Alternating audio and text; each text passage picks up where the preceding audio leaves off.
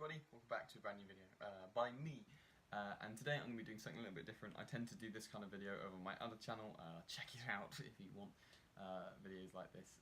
By the way, I don't have mental problems. I just realised what I just did was really fucking weird. But yeah, I'm going to be reviewing in part in a very rambly sense, no structure whatsoever, no cuts, no ifs, no buts, no cuts, and no coconuts. The latest series of Doctor Who, Series 11, which ended yesterday. So, in case you didn't know, I am a huge fan of Doctor Who, like insane.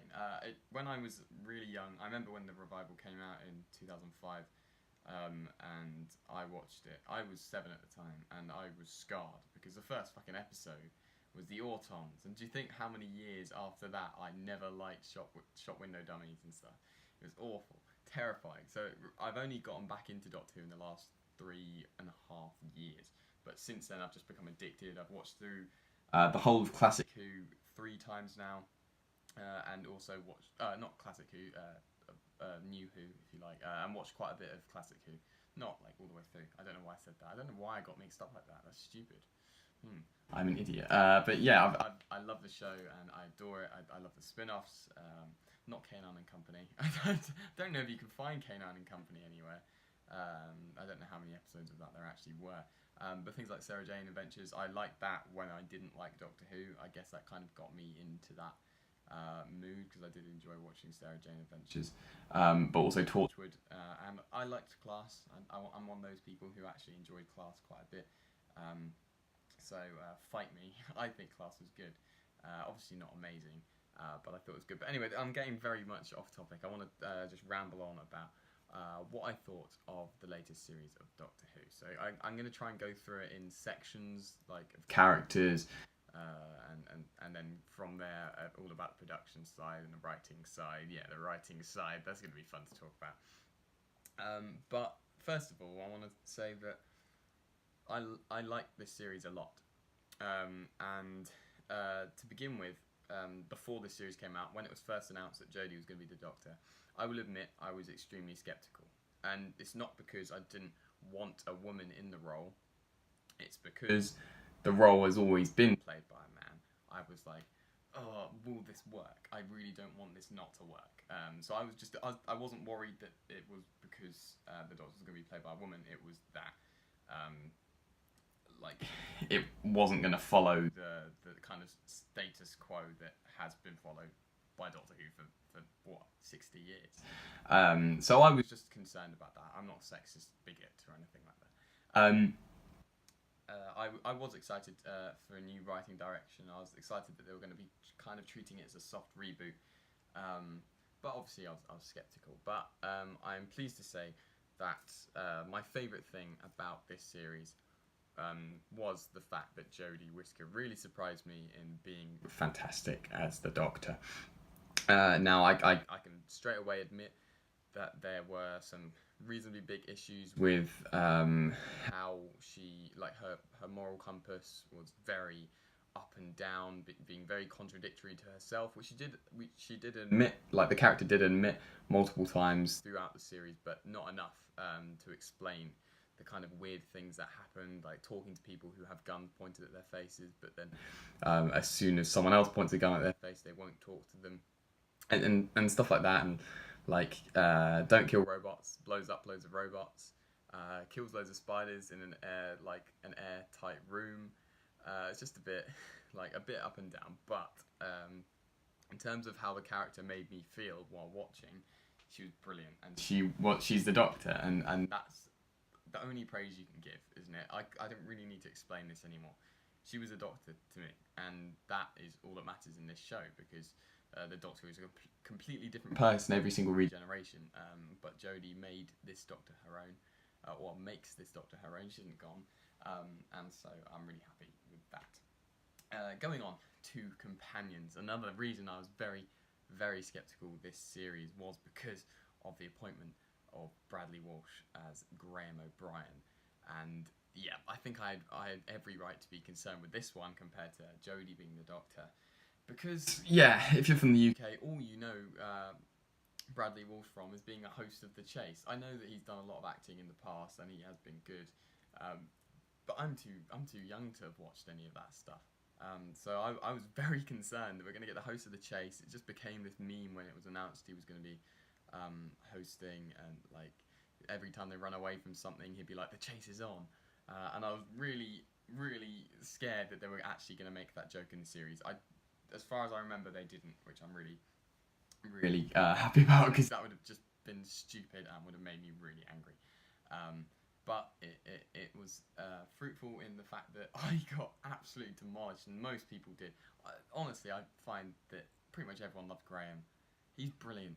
He's just so lovable, and everyone would want him to be their granddad. He's such a brilliant character. He says all the right things, asks all the right questions, acts the right way, makes the smart decision, whilst being kind of simple and lovable.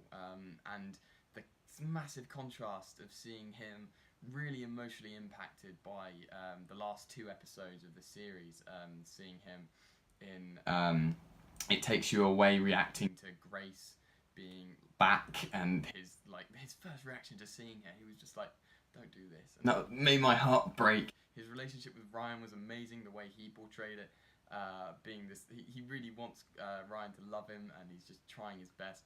And then when he realised that Tim Shah is back in the finale, and he was just like, he switched, and it was crazy and scary to watch. Actually see this horrible, dark, just I'm going to kill him side to Graham.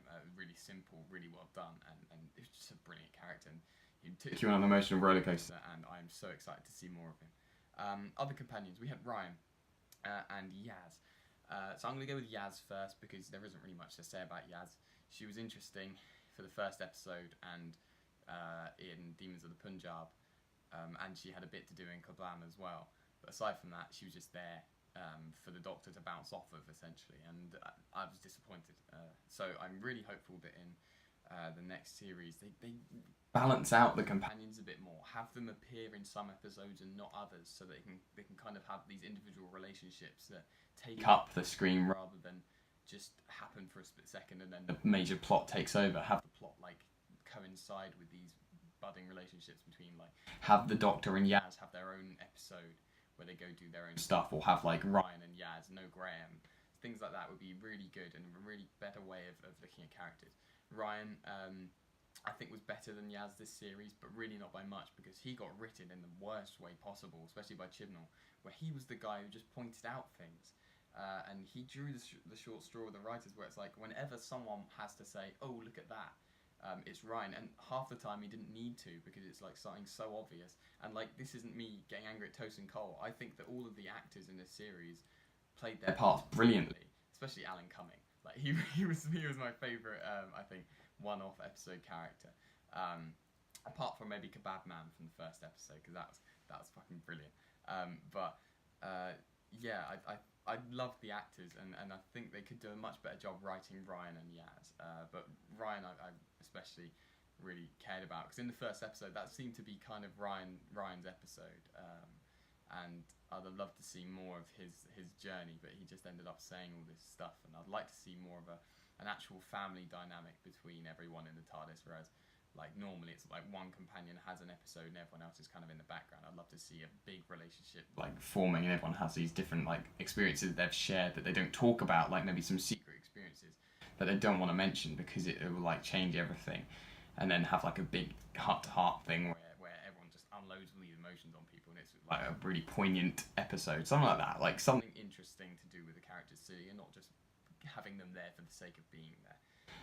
Anyway, so yeah, I loved all the actors and in the series, but the writing could definitely be better. I'll come back to the writing in a bit. But other things, visually, when I saw the trailers for Series 10, I thought that the trailers made the series look fantastic, and I was right. The series looked brilliant. However, this time around, I saw the trailers, and I was like, wow, this series is going to look good. But I didn't know how fucking good it was going to look. Honestly, visually, this series was the best I've ever seen. It's the best of Doctor Who that's ever looked. Cinematically, the shots, the angles, the movement, the panning, the even aspect ratio, colours, the colours that change to suit the mood every single episode. All the sets were beautiful and brilliant, and like, that's all I can say. It's just fantastic, and it looked brilliant, and I want more of that, because some of the sets, even on the more drab episodes like the Saranga Conundrum, where it was kind of it was a story, I guess. A lot of people didn't like, but the sets were beautiful and looked so crisp and clean, worked brilliantly with the story, and like what was there of the story, and like the on-set, the sets abroad, going to Spain for Demons of the Punjab and South Africa for the Ghost Monument and Rosa. Just brilliant decisions, and they all looked fantastic, and I was so happy with them.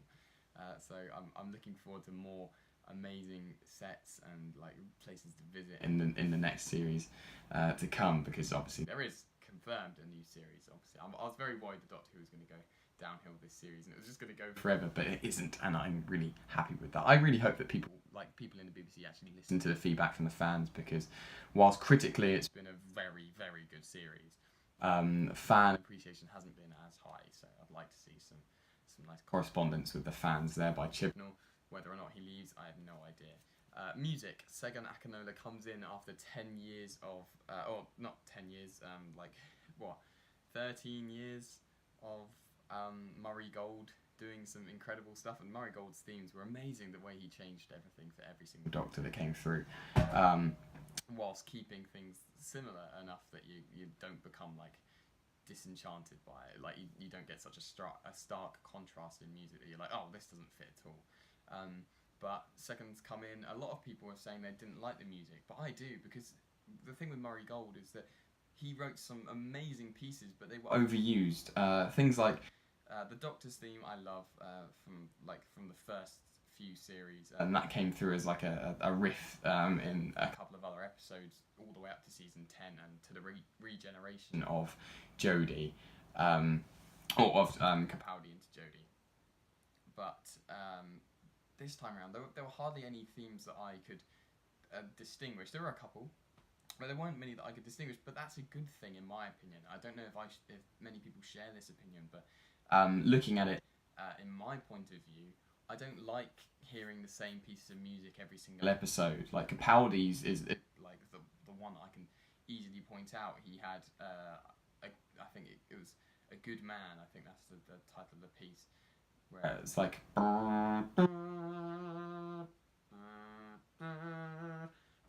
and obviously that's like his theme, but there was like a specific part of that piece that was always played in pretty much every single episode, and I didn't really like that. So coming into this, and it's all atmospheric music, and like I say, half the time it's there, but you can't like remember bits of it. It just makes it feel fresh and new, and it's not taking you away from the series, from the story. It's not being too overpowering, and it's brilliant. And I have nothing more to say. I was very impressed by Second this season, and I'm excited to see what happens. Maybe have a bit more like consistency, have like a specific piece that comes through a bit more often, or a couple.